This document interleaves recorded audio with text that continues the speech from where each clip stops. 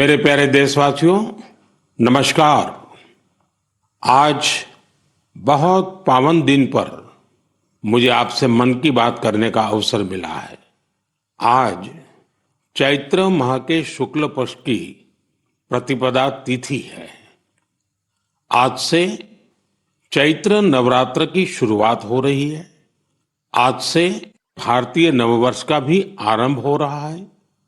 इस बार विक्रम संवत 2082 शुरू हो रहा है।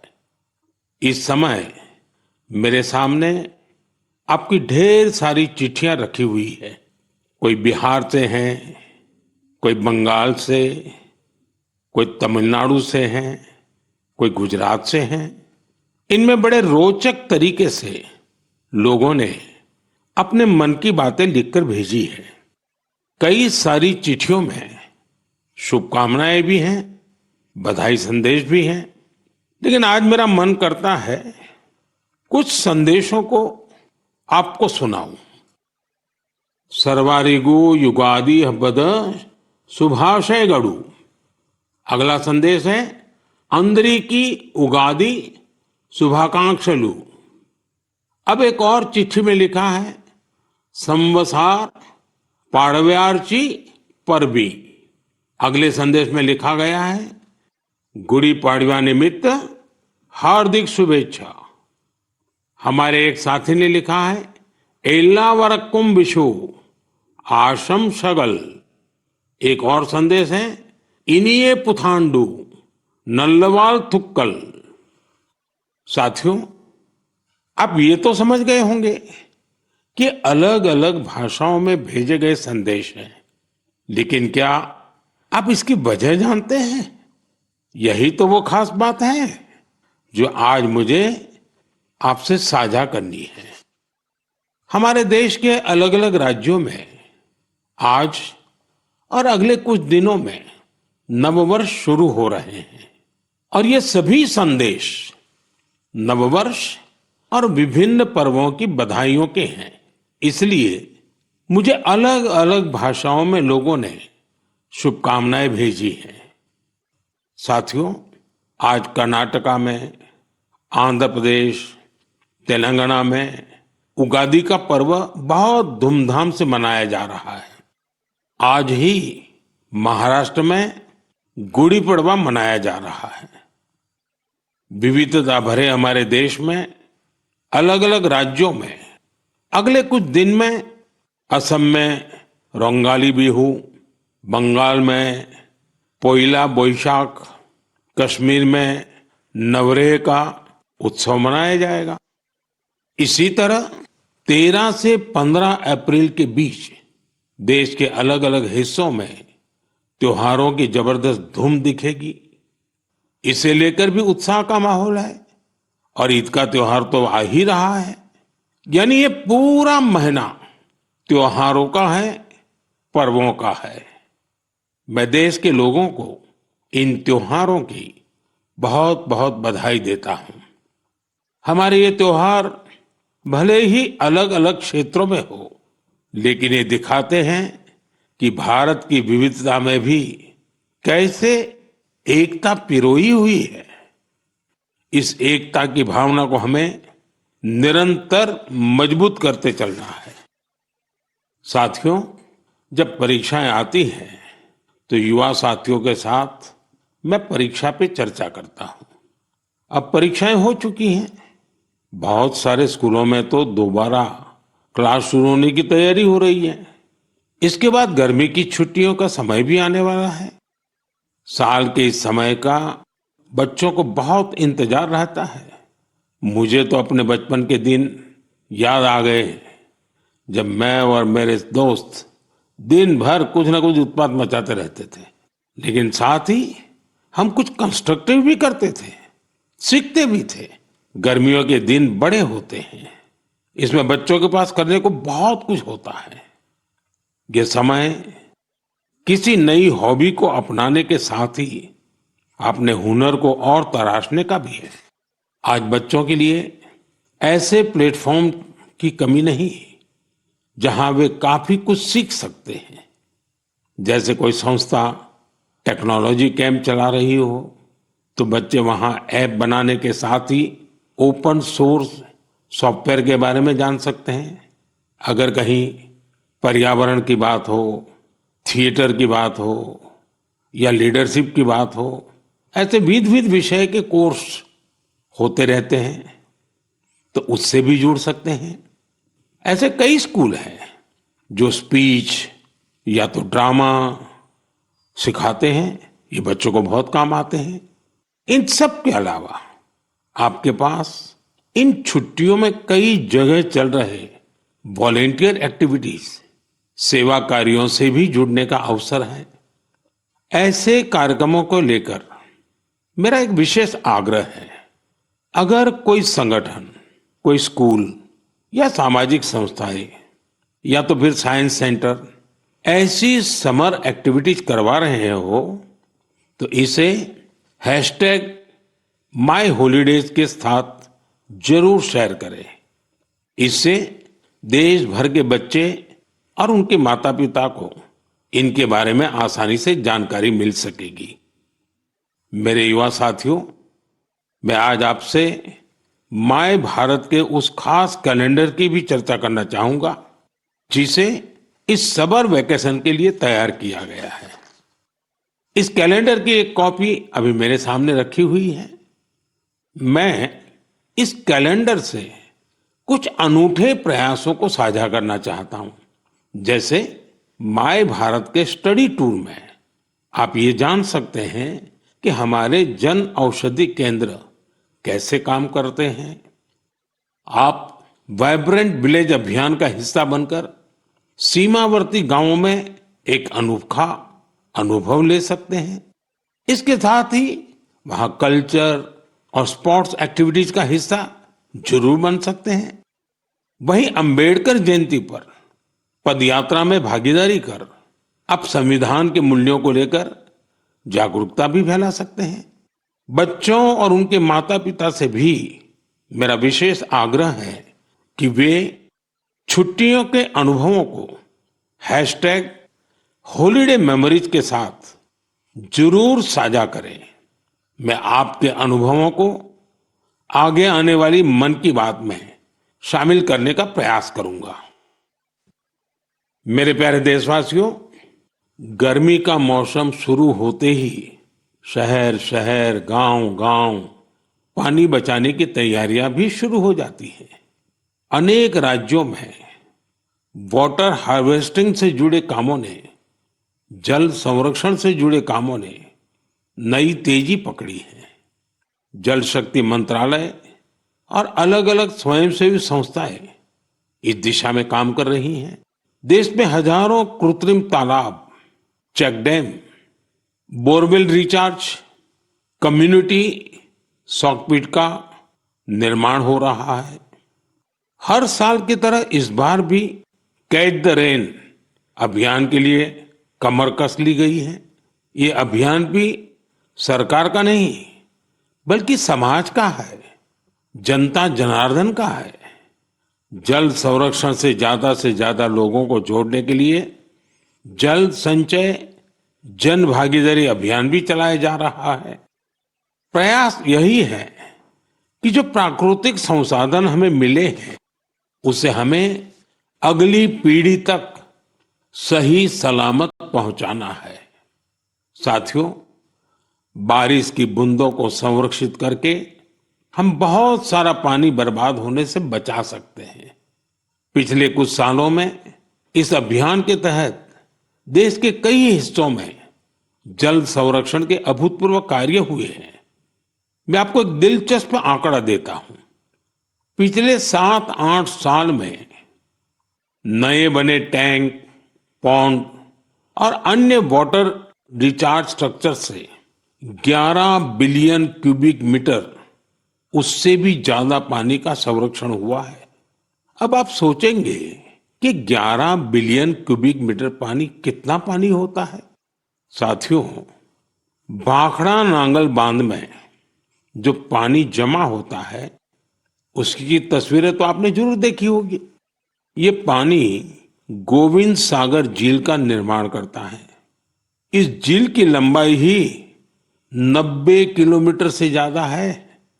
इस झील में भी 9-10 बिलियन क्यूबिक मीटर से ज्यादा पानी संरक्षित नहीं हो सकता है। सिर्फ 9-10 बिलियन क्यूबिक मीटर। और देशवासियों ने अपने छोटे छोटे प्रयास से देश के अलग अलग हिस्सों में 11 बिलियन क्यूबिक मीटर पानी के संरक्षण का इंतजाम कर दिया है ना ये शानदार प्रयास। साथियों, इस दिशा में कर्नाटका के गडक जिले के लोगों ने भी मिसाल कायम की है। कुछ साल पहले यहाँ के 2 गांवों की झीलें पूरी तरह सूख गई। एक समय ऐसा भी आया जब वहां पशुओं के पीने के लिए भी पानी नहीं बचा। धीरे धीरे झील घास फूस और झाड़ियों से भर गई। लेकिन गांव के कुछ लोगों ने झील को पुनर्जीवित करने का फैसला किया और काम में जुट गए। और कहते हैं ना, जहां चाह वहां राह। गांव के लोगों के प्रयास देखकर आसपास की सामाजिक संस्थाएं भी उनसे जुड़ गई। सब लोगों ने मिलकर कचरा और कीचड़ साफ किया और कुछ समय बाद झील वाली जगह बिल्कुल साफ हो गई। अब लोगों को इंतजार है बारिश के मौसम का। वाकई ये कैच द रेन अभियान का शानदार उदाहरण है। साथियों, आप भी सामुदायिक स्तर पर ऐसे प्रयासों से जुड़ सकते हैं। इस जन आंदोलन को आगे बढ़ाने के लिए आप अभी से योजना जरूर बनाइए। और आपको एक और बात याद रखनी है, हो सके तो गर्मियों में अपने घर के आगे मटके में ठंडा जल जरूर रखिए। घर की छत पर या बरामदे में भी पक्षियों के लिए पानी रखिए। देखिएगा, ये पुण्य कार्य करके आपको कितना अच्छा लगेगा।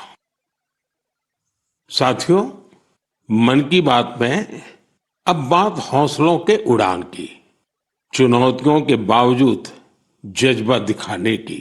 कुछ ही दिन पहले संपन्न हुए खेलो इंडिया पैरा गेम्स में एक बार फिर खिलाड़ियों ने अपनी लगन और प्रतिभा से सबको हैरान कर दिया।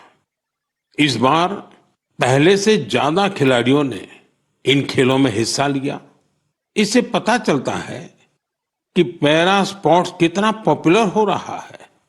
मैं खेलो इंडिया पैरा गेम्स में हिस्सा लेने वाले सभी खिलाड़ियों को उनके शानदार प्रयासों के लिए बधाई देता हूं। हरियाणा, तमिलनाडु और यूपी के खिलाड़ियों को पहला, दूसरा और तीसरा स्थान हासिल करने के लिए शुभकामनाएं देता हूं। इन खेलों के दौरान हमारे दिव्यांग खिलाड़ियों ने 18 राष्ट्रीय रिकॉर्ड भी बनाए, जिनमें से 12 तो हमारी महिला खिलाड़ियों के नाम रहे। इस बार के खेलो इंडिया पैरा गेम्स में गोल्ड मेडल जीतने वाले आर्म रेसलर जॉबी मैथ्यू ने मुझे चिट्ठी लिखी है। मैं उनके पत्र के कुछ हिस्से को पढ़कर सुनाना चाहता हूं। उन्होंने लिखा है, मेडल जीतना बहुत खास होता है, लेकिन हमारा संघर्ष सिर्फ पोडियम पर खड़े होने तक सीमित नहीं है। हम हर रोज एक लड़ाई लड़ते हैं। जीवन कई तरीके से हमारी परीक्षा लेता है। बहुत कम लोग हमारे संघर्ष को समझ पाते हैं। इसके बावजूद हम साहस के साथ आगे बढ़ते हैं। हम अपने सपनों को पूरा करने में जुटते हैं। हमें ये विश्वास रहता है कि हम किसी से कम नहीं है। वाह, जॉबी मैथ्यू, आपने कमाल लिखा है, अद्भुत लिखा है।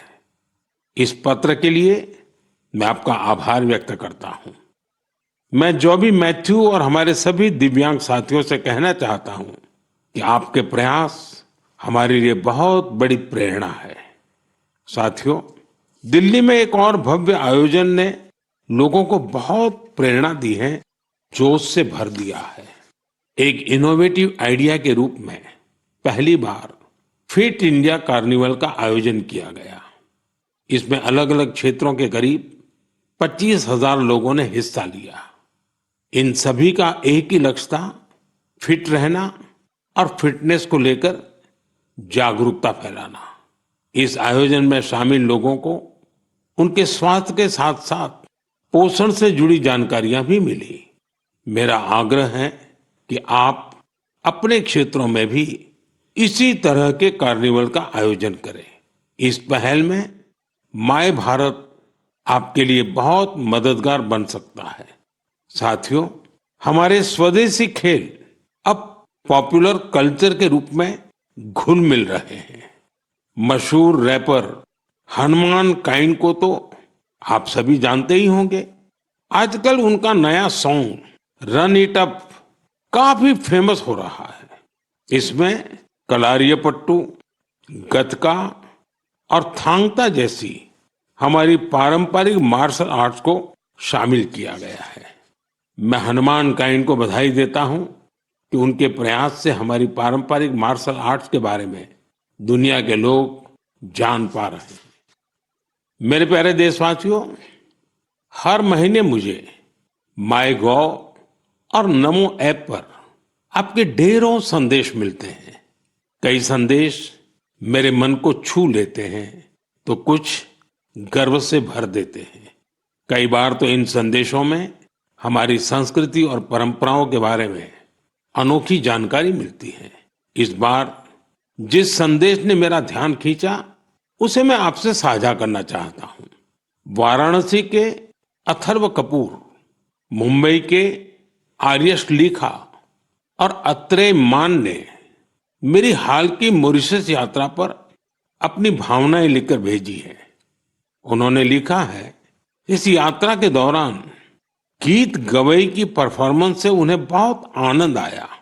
पूर्वी उत्तर प्रदेश और बिहार से आए बहुत सारे पत्रों में मुझे ऐसी ही भावुकता देखने को मिली है।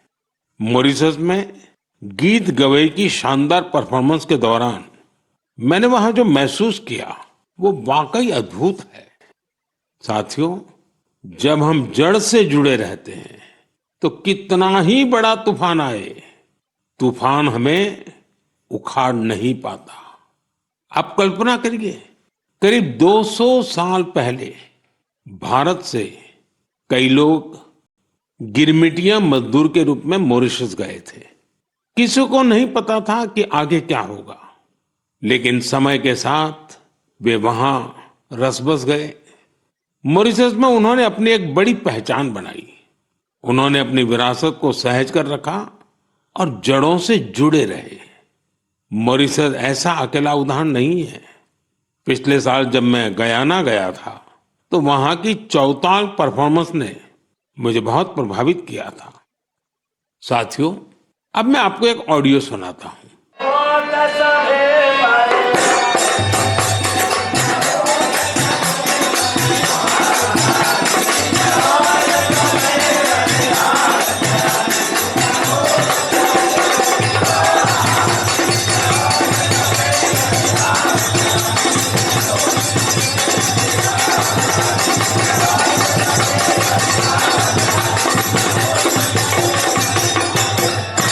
आप जरूर सोच रहे होंगे कि ये तो हमारे देश के किसी हिस्से की बात है, लेकिन आपको यह जानकर हैरानी होगी कि इसका संबंध फिजी से है। यह फिजी का बहुत ही लोकप्रिय फगवा चौताल है। ये गीत और संगीत हर किसी में जोश भर देता है। मैं आपको एक और ऑडियो सुनाता हूं।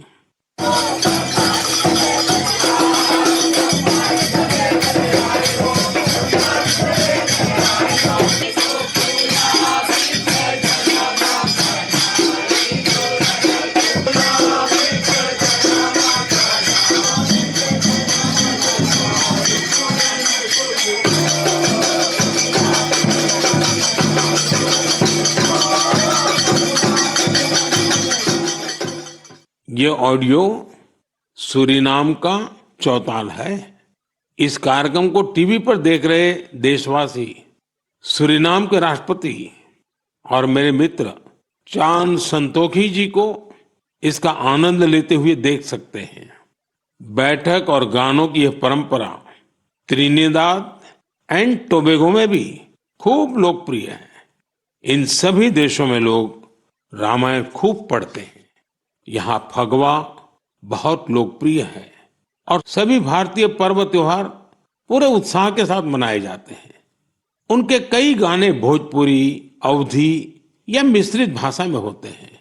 कभी कभार ब्रज और मैथिली का भी उपयोग होता है। इन देशों में हमारी परंपराओं को सहेजने वाले सभी लोग सराहना के पात्र हैं। साथियों, दुनिया में ऐसे कई संगठन भी हैं जो वर्षों से भारतीय संस्कृति को संरक्षित करने का कार्य कर रहे हैं। ऐसा ही एक संगठन है Singapore Indian fine arts society. भारतीय नृत्य, संगीत और संस्कृति को संरक्षित करने में जुटे इस संगठन ने अपने गौरवशाली 75 साल पूरे किए हैं। इस अवसर से जुड़े कार्यक्रम में सिंगापुर के राष्ट्रपति श्रीमान थरमन शनमुगारत्नम जी गेस्ट ऑफ ऑनर थे। उन्होंने इस ऑर्गेनाइजेशन के प्रयासों की खूब सराहना की। मैं इस टीम को अपनी ढेर सारी शुभकामनाएं देता हूं। साथियों, मन की बात में हम देशवासियों की उपलब्धियों के साथ ही अक्सर सामाजिक विषयों को भी उठाते हैं। कई बार चुनौतियों पर भी चर्चा होती है। इस बार मन की बात में मैं एक ऐसी चुनौती के बारे में बात करना चाहता हूं जो सीधे हम सब से जुड़ी हुई है।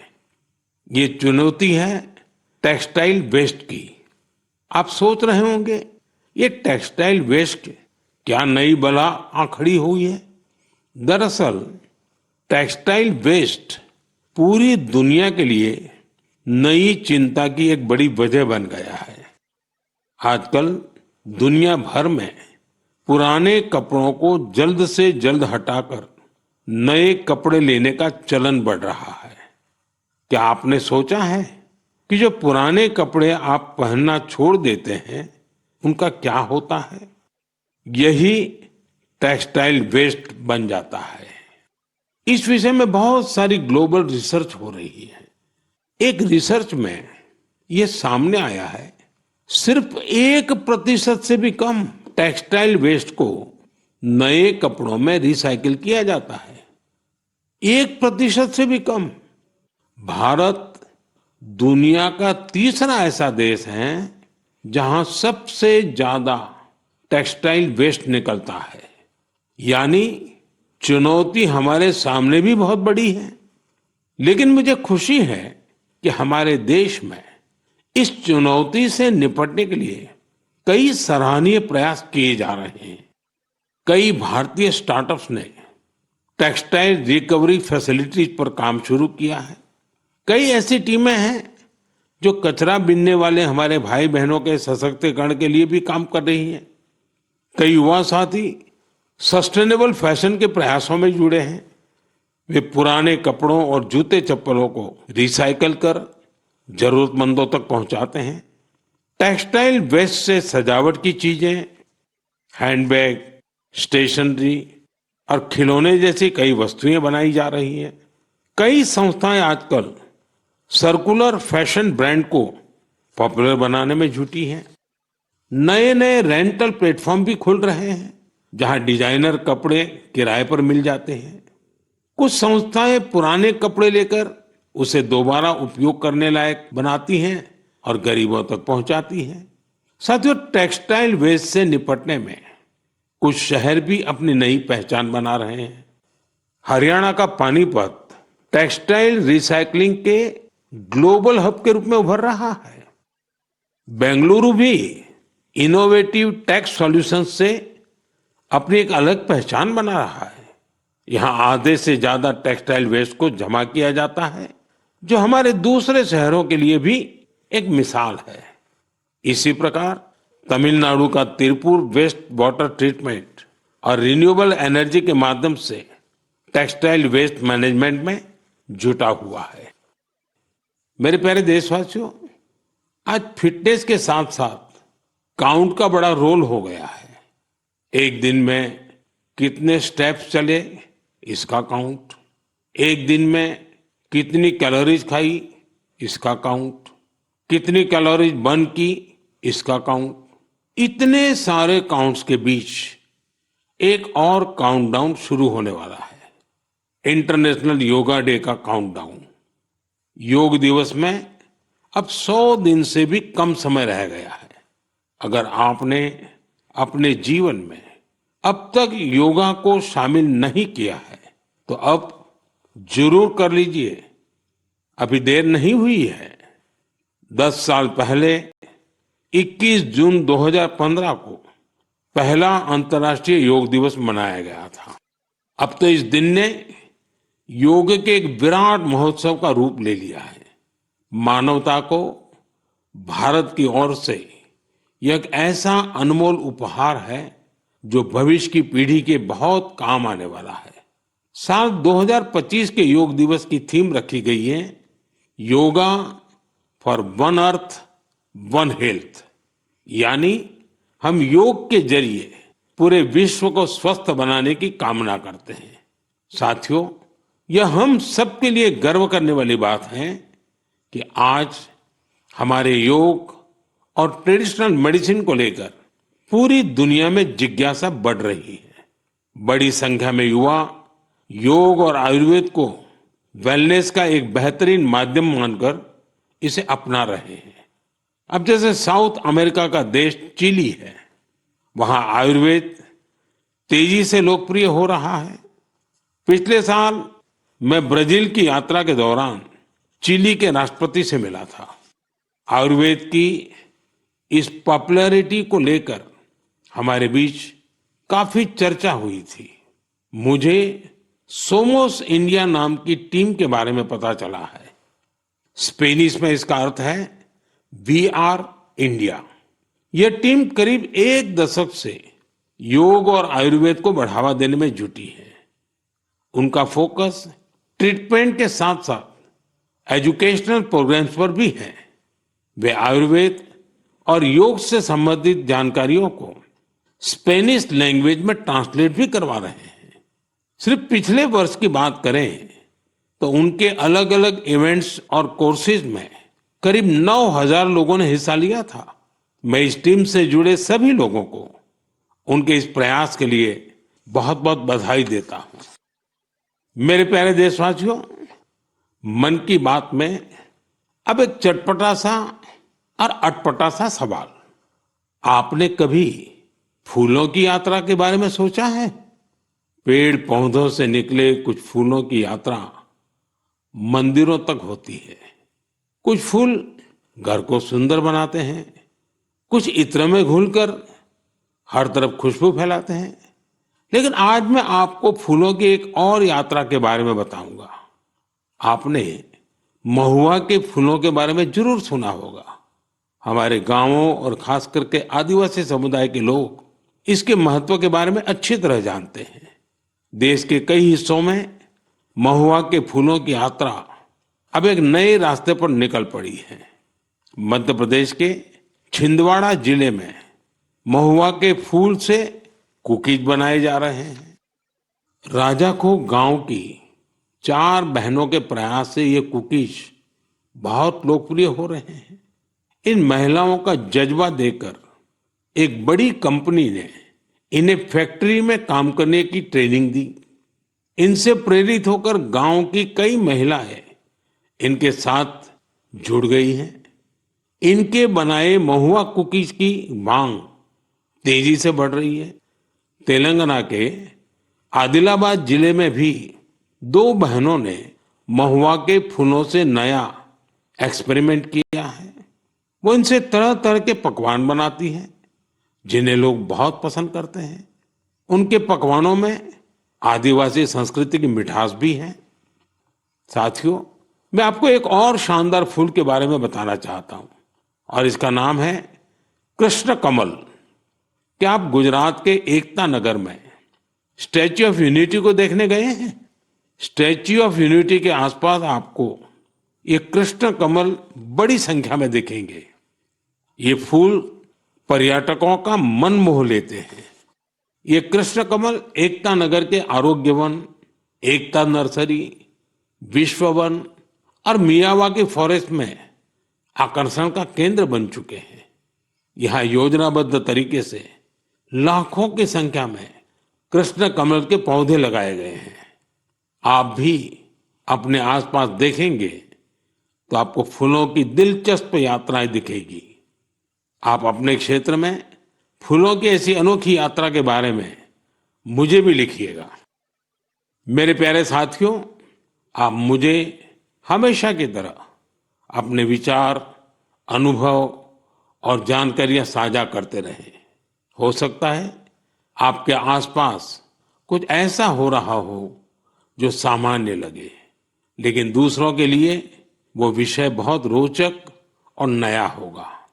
अगले महीने हम फिर मिलेंगे और देशवासियों की उन बातों की चर्चा करेंगे जो हमें प्रेरणा से भर देती हैं। आप सबका बहुत बहुत